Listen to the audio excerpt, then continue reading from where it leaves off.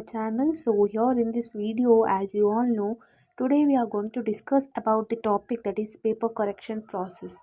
Okay, Usmania University other ఏ semester అన్నా కానివ్వండి, first second third fourth fifth sem and sixth sem ఏ semester అన్నా కానివ్వండి, డిగ్రీ పేపర్ కరెక్షన్ ఎలా ఉంటుంది, BCom, BSc, BBA, any stream students can watch this video who is belongs to Osmania University. Okay, so ఈ వీడియోలో చాలా డీటెయిల్డ్గా ప్రాసెస్ అనేది each and every step I'm going to discuss. And ఓయూలో కరెక్షన్ చేసే ఫ్యాకల్టీనే నేను ఈ ప్రాసెస్ గురించి అడగడం జరిగింది. సో వాళ్ళు చెప్పిన ఇన్ఫర్మేషన్ని నేను అక్యురేట్గా నేను ఈ వీడియోలో అనేది చెప్తాను. సో వీడియో అనేది స్కిప్ చేయకుండా చూడండి. So those are pursuing now their degree should know. So ఈ వీడియోలో కొన్ని టిప్స్ అనేది కూడా ఇస్తాను.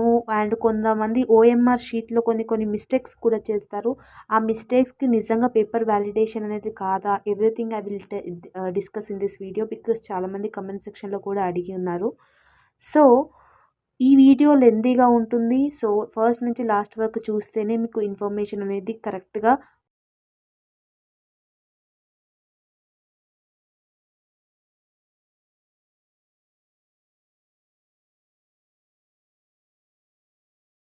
పోర్ట్రే అవుతుంది. సో ఫస్ట్ చాలామంది ఏం అడిగినారంటే, ఓఎంఆర్ షీట్లో మీరు మిస్టేక్స్ కొంతమంది డేట్ తప్పుగా వేస్తారు, కొంతమంది సబ్జెక్ట్ తప్పుగా వేస్తారు, కొంతమంది నేమే చక్కగా రాయరు. సో ఇలాంటి మిస్టేక్స్ ఒకవేళ పేపర్ వ్యాలిడేషన్ అనేది ఉంటుందా లేదా అని అడిగారు. అది కూడా ఇది వీడియోలో డిస్కస్ చేద్దాము. ఫస్ట్ థింగ్ ఏంటంటే, మీకు ఇక్కడ మీ పేపర్ కలెక్షన్ చేసే వాళ్ళకి ఎక్కువ స్ట్రెస్ అనేది ఉండదు. వాళ్ళకి డైలీ ఒక 20 to 40 పేపర్సే కరెక్షన్ చేయడానికి ఇస్తారు ప్రతి ఒక్క ఫ్యాకల్టీకి. సో వాళ్ళు నిదానంగా పేపర్ అనేది మంచిగా వర్డ్ టు వర్డ్ చదువుకుంటూ చేసుకోవచ్చు. దట్ ఈస్ డిజిటల్ కరెక్షన్ అనేది ఉంటుంది. డిజిటల్ కరెక్షన్ అంటే చాలామంది డిగ్రీ స్టూడెంట్స్కి తెలియదు డిజిటల్ కరెక్షన్ అంటే ఏందో. సో 10th ఇంటర్మీడియట్ ఇవన్నీ ఏంటంటే ఫిజికల్గా మీరు మీ పేపర్ బుక్లెట్ని ఏమంటారు సైన్ చేస్తూ చెక్ చేసుకుంటూ కరెక్షన్ చేస్తారు. బట్ ఇక్కడ డిగ్రీలో ఏమవుతుందంటే డిజిటల్ కరెక్షన్ ఉంటుంది. మీరు అబ్జర్వ్ చేసి ఉంటే మీ ఓఎంఆర్ షీట్లో మీకు అక్కడ ఒక స్కానర్ ఉంటుంది, బార్కోడ్. సో మీరు రాసిన ఆన్సర్ బుక్లెట్ని ఉస్మానియా యూనివర్సిటీ ఆ స్కానర్తోని స్కాన్ చేసి మీరు రాసిన ఆన్సర్ని పీడిఎఫ్ ఫైల్లో ఫార్మాట్లో పెట్టుకొని అది ఫ్యాకల్టీకి పంపుతారు. ఎవరైతే మీ పేపర్ని కరెక్షన్ చేస్తారో వాళ్ళకి పంపుతారు. సో వాళ్ళకి మీ నేమ్, మీ జెండర్ ఏమీ తెలియదు. మీ ఓఎంఆర్లో ఏవైతే ఫిల్ చేసినారో అవేవి వాళ్ళకి తెలీదు. ఓన్లీ వాళ్ళకి ఆన్సర్స్ ఒక్కటే కనిపిస్తాయి అంతే. సో చాలామంది ఏమడుగుతారంటే, గర్ల్స్కి ఎక్కువ మార్క్స్ వస్తాయి, సో గర్ల్స్కి పేరు చూసి మార్క్స్ ఎక్కువ వేస్తారా, బాయ్స్కి తక్కువ వేస్తారా అని అడుగుతారు. సో చాలామందికి ఫ్యాక్ట్ ఏంటంటే, మీరు రాసిన నేము ఏమంటారు మేలా ఫీమేలా జెండర్ ఏంటి ఏమీ తెలీదు. Only name of the candidate ఇవేమీ తెలియదు, అసలు ఏమీ తెలియదు. ఎవరైతే ఫ్యాకల్టీ అనేది మీ పేపర్ కరెక్షన్ చేస్తున్నారు. సో ఓఎంఆర్ షీట్లో కొంతమంది మిస్టేక్స్ రాసేసినామక్క అని అంటున్నారు. కొంతమంది హాల్ టికెట్ నెంబర్ వేయడం మర్చిపోతారు. సో ఇవన్నీ చిన్న చిన్నగా మిస్టేక్స్ అనేది జరుగుతారు. సో మోస్ట్లీ డేట్ వేయకపోవడము, కొన్ని రాయకపోతే ఏం కాదు. సో కొంతమంది ఆన్సర్ బుక్లెట్ నెంబర్ రాయరు. సో ఆన్సర్ బుక్లెట్ నెంబర్ రాయకపోతే మీ రూమ్లో ఎవరైతే ఇన్విజిలేషన్ చేసినారో వాళ్ళు రాసేసుకుంటారు. మోస్ట్లీ దానికి ఏం భయపడాల్సిన అవసరం లేదు. సో ఆన్సర్ బుక్లెట్ మీద ఓన్లీ క్వశ్చన్ పేపర్ కోడ్ ఒకటే రాయాలి మీకు యాజ్ డిగ్రీ స్టూడెంట్స్కి. సో ఇవన్నీ మిస్టేక్స్కి, ఓఎంఆర్ మీద మిస్టేక్స్కి ఎక్కువ ఏం స్ట్రెస్ తీసుకోకండి, ఎక్కువ ఏం టెన్షన్ కూడా పడకండి. సో దానికి పేపర్ వ్యాలిడేషన్ అంత చిన్న మిస్టేక్స్కి అంతగానం ఏమి ఉండదు. వన్స్ మీ ఓఎంఆర్స్కి షీట్ ఏదైతే ఉందో అది స్కాన్ అయినాక వెరిఫై అయిపోతుంది.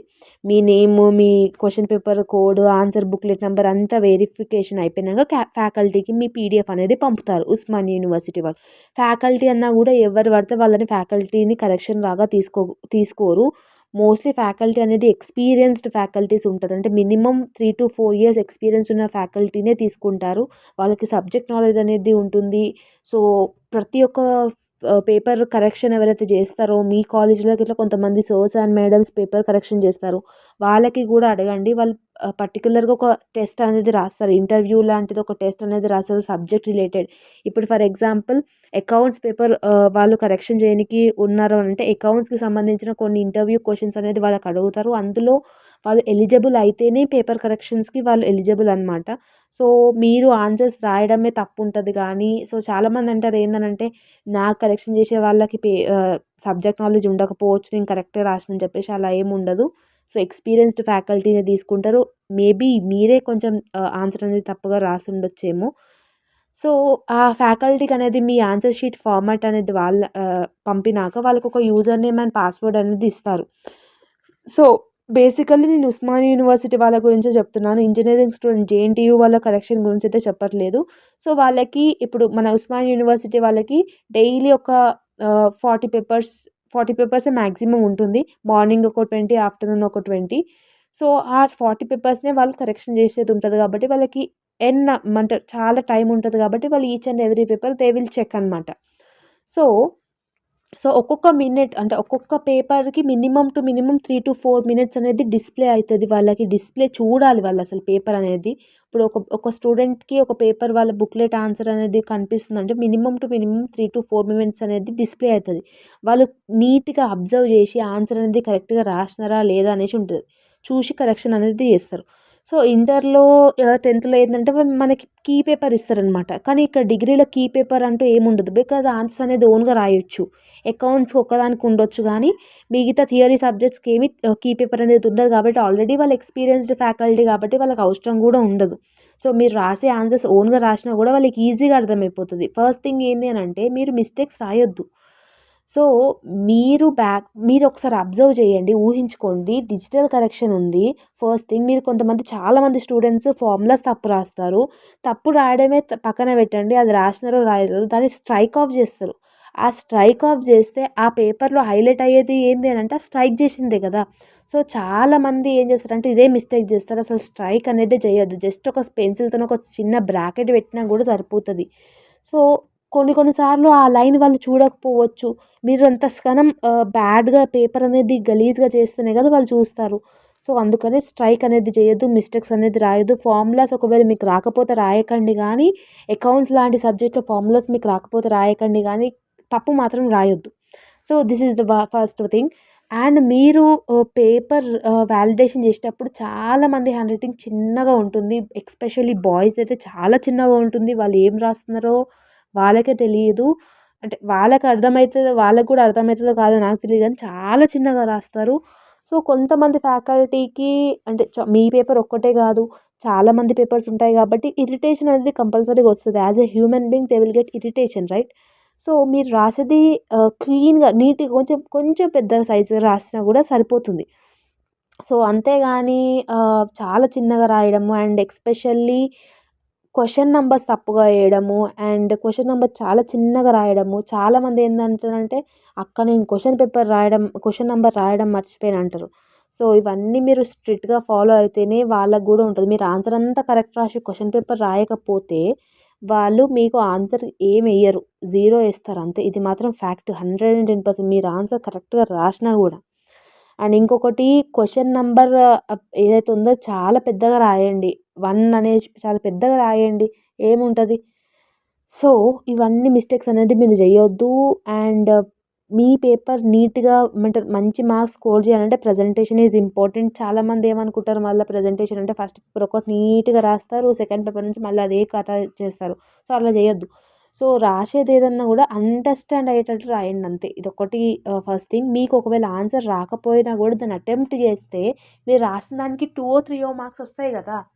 సో, మీకు రాలేదు అని చెప్పేసి రాయకుండా వదిలేయడం కన్నా, ఏదో ఒకటి దానికి సబ్జెక్ట్ రిలేటెడ్ అయింది రాసేస్తే మినిమమ్ టు మినిమమ్ 3-4 మార్క్స్ అనేది ఏస్తారంట.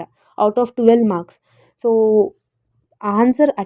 క్వెషన్ అటెంప్ట్ చేయకపోవడం it's absolutely your mistake only. Okay. And second thing ఏంది అనంటే ఆహ్, ఏమంటారు సైడ్ హెడ్డింగ్స్‌కి ఒక పెన్ అట్లాంటివి యూజ్ చేయొద్దు ఇక్కడ డిగ్రీలో. చేస్తే బ్లూ పెన్నే మొత్తం యూజ్ చేయండి. లేదంటే బ్లాక్ పెన్నే యూజ్ చేయండి. సైడ్ పాయింట్స్‌కి బ్లాక్ పెన్, ఇన్ఫర్మేషన్‌కి బ్లూ పెన్ అలా చేయొద్దు.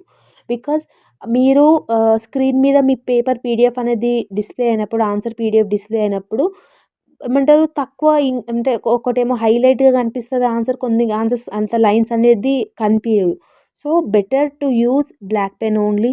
అండ్ ప్రాసెస్ అనేది ఇలా ఉంటుంది. వాళ్ళకి ఏమంటారు మార్క్స్ అనేది గూడా కంప్యూటర్‌లోనే ఏసేస్తారు.